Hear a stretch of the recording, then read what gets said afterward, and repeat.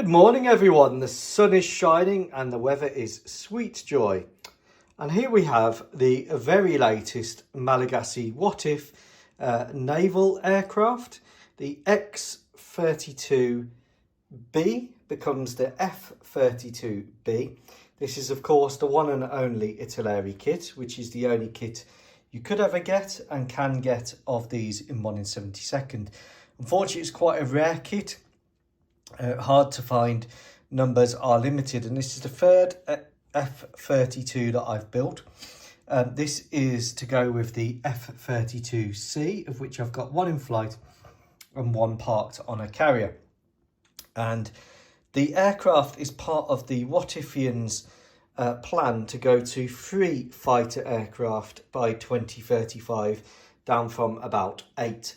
So, obviously, the What Ifians operate the Harrier in the amphibious support role. This is a Harrier 2 Pro Plus Plus Plus Plus. This is the last incarnation of it in service. It's got the lightning targeting pod underneath, and here it is in the Ghost scheme. I've done 2 others in different schemes, an anti-ship scheme and in a sort of close air support scheme. This is a air combat and close air support scheme, and of course it carries a £2,000 JDAM.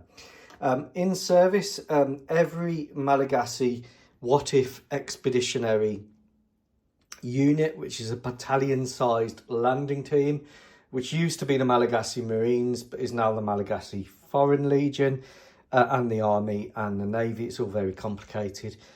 Each battalion size landing team is supported by an air combat element of 6 Harriers.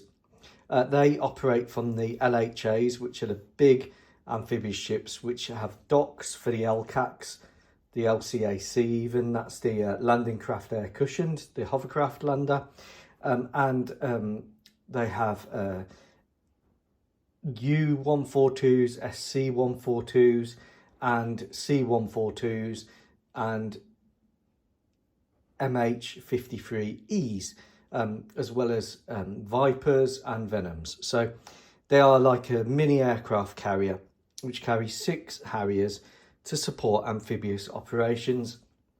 And of course the combat grouping has landing ship docks, landing ship assaults, and it has stern landers being added to it. And the Harriers of course can deploy forwards to operate off container ships or oil rigs, militarised oil rigs, MODEPs, forward basing, island chains, providing close air defence for the amphibious units, and they can provide combat close air support. Now, because there is a Malagasy Expeditionary Brigade, which is 3 battalion-sized reinforced units. Each battalion unit is the MEU, so you times 6 by 3 and you get the amount of Harriers you need per brigade. Times that by 2 because there's 1 operational and 1 reserve brigade, and you get the total fleet size plus some trainers. So we're looking around 36 to 40 Harriers. In the Malagasy service, the Harrier will be replaced by the F-32B, which is the vertical takeoff and landing model. Now, it's worth noting that the Harriers, even from the LHAs, the big amphibious ships, they use short takeoff and vertical landing. So to carry the combat weight, they tend to do short takeoff. And the F-32B will do the same thing. Now, like the Harrier, the F-32B is powered by a very powerful single engine, and these in my service are called the Audrey IIs because of the big mouth, and they have underneath, and the Italeri version is kind of a hybrid of the X-32 project.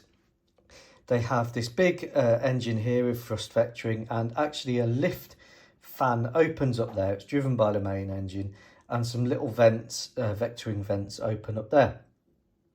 And that is how it does its vertical takeoff and landing. Now, Italeri never modelled that, and they never modelled the F-32A, the Air Force version. The F-32B and C, the naval versions, have a side weapons bay there, which can accommodate two AIM-120C AMRAAMs or 1,000-pound class JDAMs. Now, the Malagasys only use that for the AMRAAMs. They put hard points under the wing because it's a Boeing aircraft. In cooperation with Boeing, it has Hornet pylons on this one, and they fly with Iris Ts under the wing. The aircraft is painted in Dulux Stealth camouflage grey, which is a combination of Vallejo camouflage grey and chrome to depict the have-glass inspired theme that the strike fighters are painted in. It's a low observable aircraft. It's not as stealthy as an F-35 because you've got an exposed inlets channel, and it did lose the JSF contest to the X-35. I think probably politically, because Boeing, of course, is making the Super Hornet. What's Lockheed going to make? All of those people that will need to vote for some kind of senator or governor or whatever. Also, obviously, it lost because it was the better looking aircraft, in my opinion. The Malagasy's main modification is to add a in-flight refueling probe there on the front because it's a naval aircraft. They used a probe and drogue in the Navy. I've done it with two JDAMs with the medium range glide bomb kit there, the wings above it, Russian style, so you can just loft these. And this one has an electro-optical head, so it has a lock-on after launch. Now, the F-32C, which is the carrier version, is slightly different, and Italeri don't do the carrier version, and they really do the B model as it is, which has this gun on the side there. Same with the C. The A would have completely different revisions and probably an internal weapons bay underneath.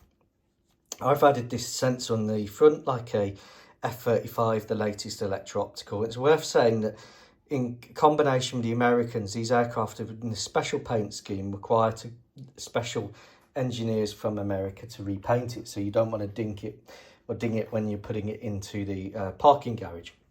Now, it's worth looking at the C model just for the differences, and I took the front landing gear off a Hornet or a Bornet because it needs to have this catapult adjustment bar here, whereas the vertical takeoff and landing aircraft does not need that, so it doesn't have it. So to convert these for carrier operations, you have to fit a different front landing gear. Again, the C model has the side weapons bay.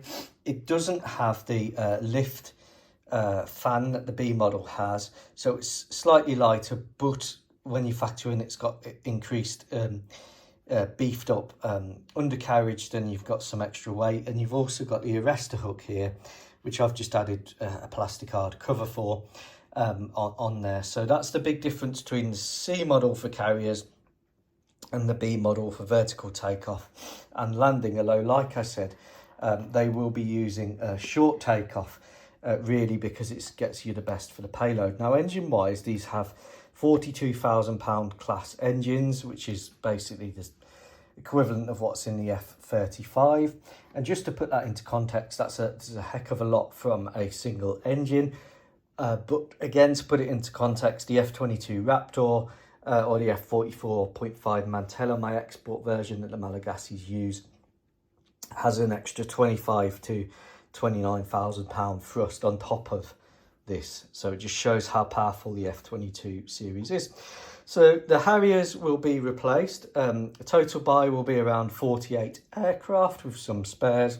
Low rate production with Boeing and the Malagasy aeronautical industry, and because they are going down this route of having the F-32, the Mantellas and the KF-21 Barami, they'll be getting rid of the Gripens, the Mirage 2000s, the Su-30s, the J-10Cs and the Harriers. So long term, by 2035, there will be the F-32 series, the B and C, in service with the Malagasy Fleet Air Arm, and then the KF-21 and the Mantellas in service with the Air Force, and that will be the tactical fighters for the future. So the Harrier's still got some life left in it. It's always very busy, and 6 of these will start to work up on the LHAs and go on deployments. And the plan is that really by 2028, the Harriers will be phased into reserve and then into eventual retirement. So I hope you like the aircraft. I certainly love this. To me, this is one of the most beautiful aircraft ever made. It's the basic Italeri kit with those pylons added. I've added a Hasegawa pilot from an F-16, which works well because of the side handle control for the hands-on throttle and stick. A very nice kit, this. Some people say, oh, it's inaccurate, but it is a prototype. And I think when you look at the model kits and the F-35 that's contained in the dual boxing of this, they're both prototypes. But I like it. I've got 3 more in the stash to do of the F-32. No more of these new Harriers. I've already built 3. But I am working on the Harrier tech tree and the lineage going back to 1978. Take care, everyone. Goodbye.